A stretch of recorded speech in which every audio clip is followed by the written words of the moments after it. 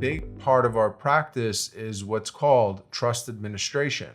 And this is where we are either representing the trustees and making sure that they're doing right by the beneficiaries, or we're representing beneficiaries who have either been wronged by their trustees or simply want to make sure that their trustees are acting in their best interest.